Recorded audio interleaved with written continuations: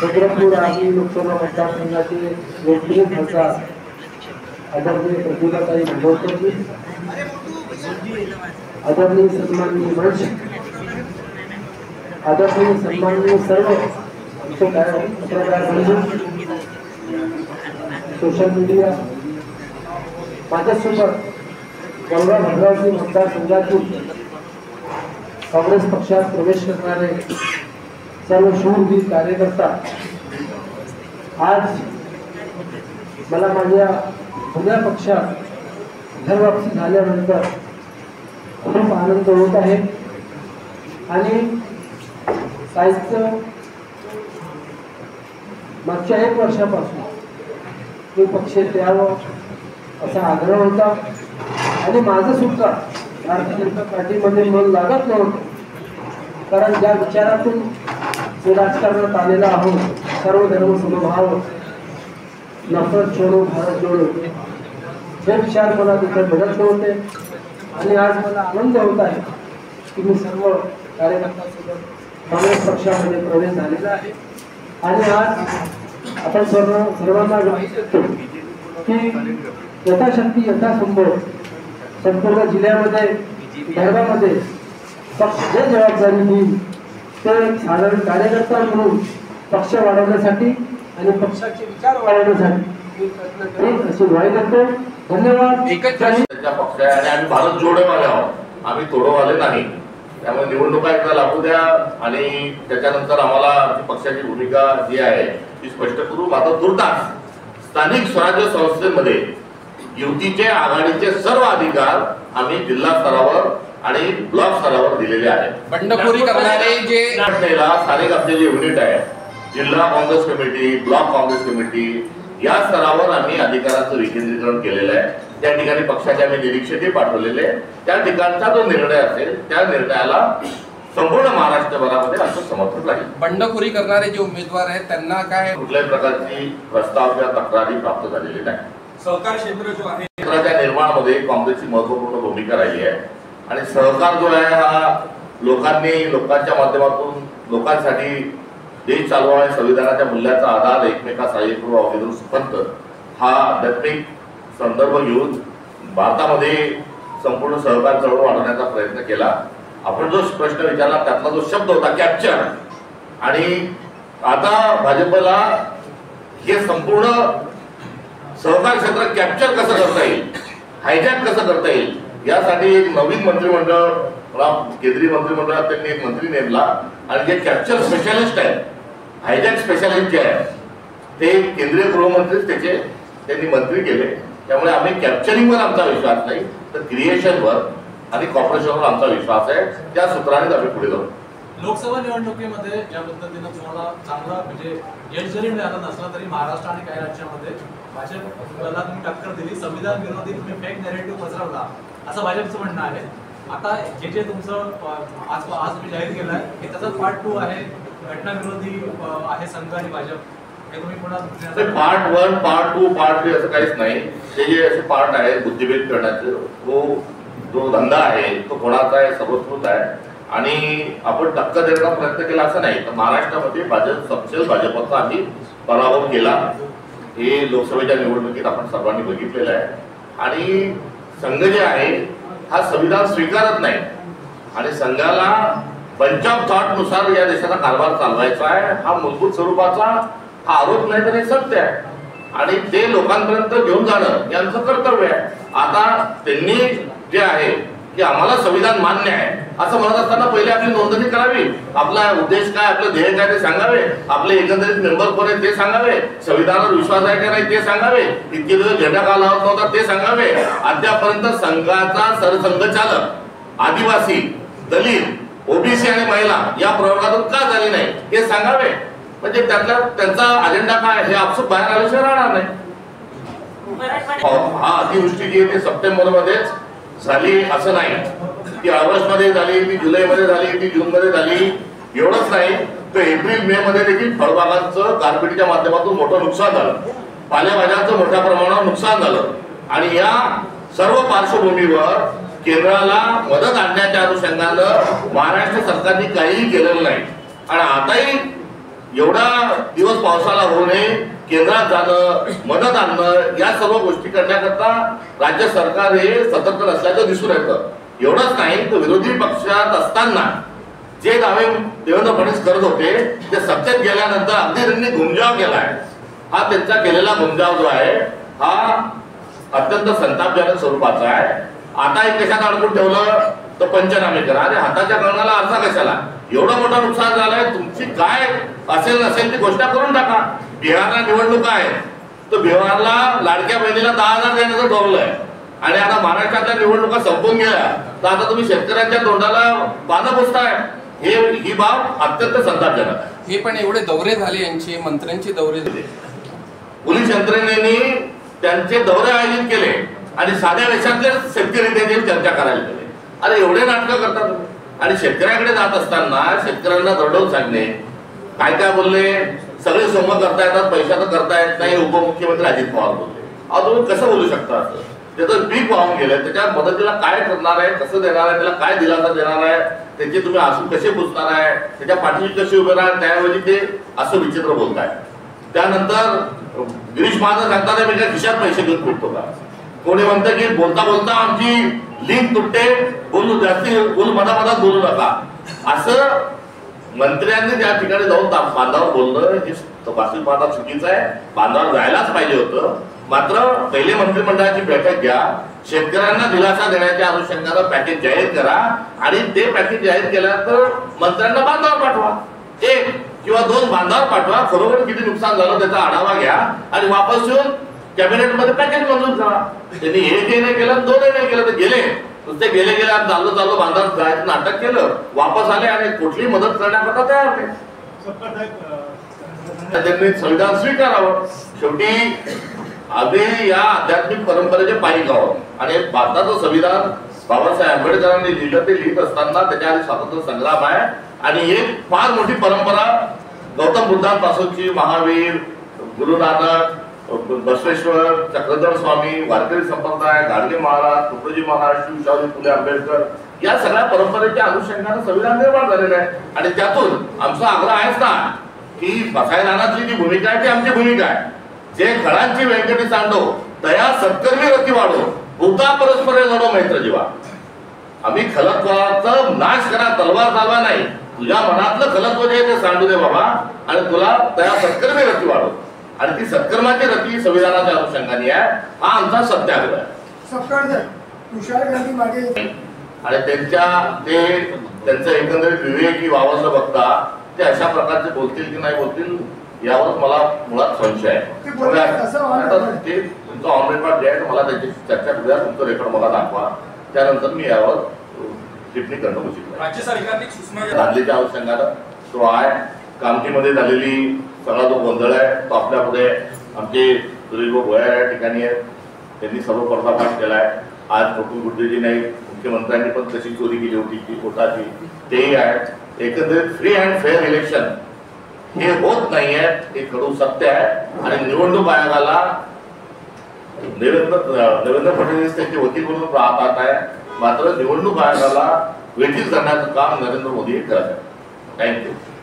ओबीसीच्या आणि सर्वांना सामावून घेण्याच्या अनुषंगाने त्यांचा कल्याणकारी निर्णय हा केवळ आणि केवळ जातीनिहाय जनगणनेमुळे शक्य झालेला आहे. तेव्हा महाराष्ट्रातही जातीनिहाय जनगणना लवकर करावी आणि या वेगवेगळ्या जातींच्या असणाऱ्या आरक्षणाच्या मागणीवर कायमस्वरूपी तोडगा काढावा, ही एकंदरीत काँग्रेस पक्षाची अधिकृत भूमिका आहे. शेवटचा प्रश्न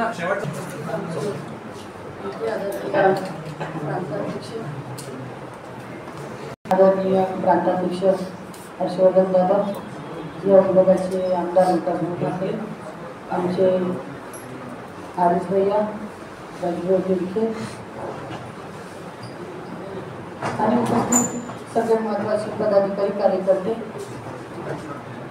शत्रुघ्न नागारी आणि राधेश्याम भैया, सुरेश भाऊ आणि सगळे महत्वाचे आज या ठिकाणी ज्यांचा प्रवेश होता असे राधेश्याम भैयानी, ते वरा नगरपालिकेचे भाजपाचे नगराध्यक्ष होते आणि भाजपाचे अल्पसंख्याक सेलचे महाराष्ट्राचे उपाध्यक्ष देखील होते. राधेश्यामबाई हे समाजाने जरी मुस्लिम असले तरी सर्वसमावेशक सगळ्या समाजात त्यांचं चांगलं प्रस्थान, त्यांनी विधानसभेची निवडणूक देखील लढवली आणि चांगलं मताधिक्य त्यांनी घेऊन 3ऱ्या नंबरवरून ते विधानसभेला देखील राहिले. आणि खरं तर भाजपात मध्यंतरी 10 वर्ष ते होते, पण त्यांचा DNA हा काँग्रेसी आहे. आदरणीय संजय बाबू देवतडे यांच्यासोबत त्यांचा राईट हँड म्हणून परदेशंबाई यांना काम केलं आणि पक्षाचं देखील NSY युवक काँग्रेसपासून त्यांची सुरुवात झाली आणि चांगल्या पद्धतीचं काम हे औरंगाबाद विधानसभेत देखील त्यांचं या ठिकाणी आहे. आणि कुठंतरी पक्षाच्या ध्येय धोरणावरती विश्वास ठेवून आदरणीय दादाच्या नेतृत्वात ते या ठिकाणी प्रवेश करतात. मी मनापासून त्यांचं स्वागत करतो आणि ऐतेशंबाईच्या येण्याने नक्की काँग्रेस पक्षाला चांगली बळकटी मिळेल. पुढील ज्या स्थानिक स्वराज्य संस्थेच्या निवडणुका आहेत त्या निवडणुकात देखील पक्षाला चांगला फायदा या ठिकाणी होईल, कारण ओरा नगरपालिकेतही त्यांचं चांगलं प्रस्ताव, ओरा नगरपालिकेच्या निवडणुकीत आम्हाला देखील चांगली मदत ऐतेशंबाई यांची या ठिकाणी होईल. आज दादाच्या हाताने त्यांचा आपण पक्षप्रवेश या ठिकाणी करणार आहोत. सोबत तुळशीरामजी शिरामे हे भाजपाचे माजी तालुका अध्यक्ष म्हणून होते. भद्रावती चंद्रकलाताई मध्ये या माजी नगरसेवका होत्या. आमचे धर्मेंद्र भाऊ हवेलीकर भद्रावतीचे, दादा पाटील झाडे, अशरफभाई खान हे कामगार नेते, या सगळ्या लोकांचा आपण या ठिकाणी प्रवेश घेणार आहोत. आणि नंतर दादाच्या हाताने विधानसभेत देखील आम्ही मोठा भव्यदिव्य कार्यक्रम घेणार आहोत. अपेक्षा आहे की दादा देखील त्या ठिकाणी उपस्थित राहतील. आपण आता पक्ष प्रवेश करू. धन्यवाद.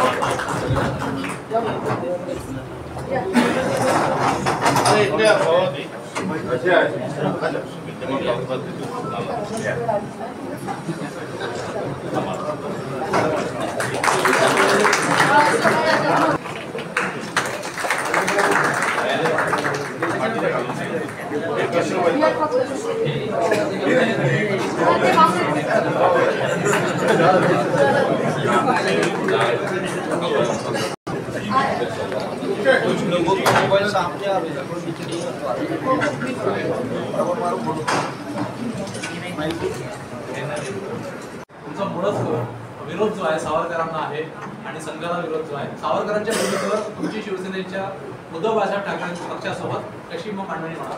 नाही, ही जी आम्ही भूमिका घेऊन चाललोय ही आमची वैचारिक भूमिका आहे आणि ही भूमिका काही नव्याने नाही. आम्ही सोयीनुसार भूमिका बदलत नाही. सोयीनुसार काही मित्र बनवणं, मित्र बदलणं हा पण काँग्रेस म्हणून आम्ही केलं नाही आणि भारताचे नागरिक या नात्यानं देखील आमचा या सर्व एकंदरीत मोहिमेमध्ये आमचा सहभाग आहे.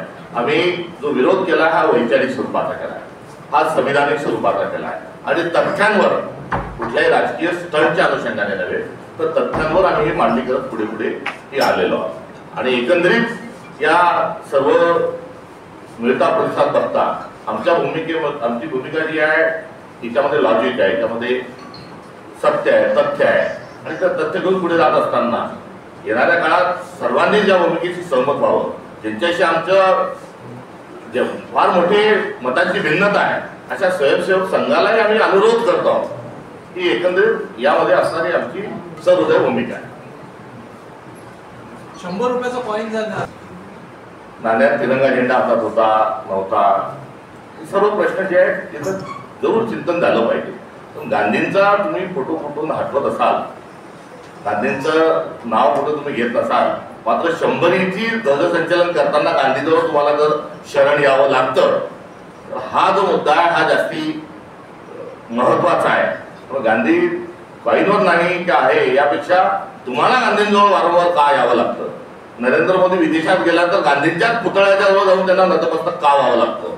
हा कळीचा मुद्दा आहे आणि या मुद्द्यावर आपण चर्चा करून आणूया, ही माझी आपल्याला आपल्याकडून अपेक्षा. तुम्ही म्हणाले की वर्षभर राज्यामध्ये असणारी भूमिकाच आहे. आणि राहुल गांधींची भारत जोडो जी पदयात्रा होती, ती पदयात्रेचा काही आशयजवळ तो यशस्वीता जोडला होता. राहुल गांधी आमचे नेते आहेत, याही पदयात्रेच्या अनुषंगाने त्यांच्या शुभेच्छा होत्या. या पदयात्रेच्या संदर्भात त्यांच्याशी संवाद हा साधला गेला होता आणि आमची या पदयात्रेचं जे स्वरूप या नागपूर ते म्हणजे संविधान चौका दीक्षाभूमी ते बापू कुटी हे जे राहिलं त्याच अनुषंगाने आमचं राहील. कुठेही आम्ही आक्रस्ताने भूमिका घेणार नाही, कुठेही खोटं बोलणार नाही आणि जे आमच्याजवळ स्वातंत्र्य संग्रामातून जो वारसा आला आहे, नवे नवे तर भारतीय अध्यात्मातून जे आमचं आकलन आहे, तीच भूमिका घेऊन आम्ही नम्रतेने हे आवेदन आणि निवेदन घेऊन फिरणार. खुल्या दरवाजात करा, जिथे करायचे तिथे करा, मात्र शेतकऱ्यांना हेक्टरी 50,000 रुपये पॅकेज हे घोषित करा. खरडून गेलेल्या जमिनींच्या अनुषंगानं 5 लाख जे आहे ते जाहीर करा आणि कर्जमाफीची घोषणा करा, म्हणजे मिळवली. कारण दिल्लीला जेव्हा गेले तर हात हलवत गेले, देवेंद्र फडणवीस हात हलवत आले, तिथे जाऊन सुरजागडची चर्चा केली. म्हणजे सुरजागडला ILCT बनवण्याकरता तुम्ही पंतप्रधानांना जाऊन भेटता, मात्र शेतकऱ्यांच्या अनुषंगानं आपण कोणतं पॅकेज आणण्यामध्ये यशस्वी होत नाही किंवा हात हलवत येतात.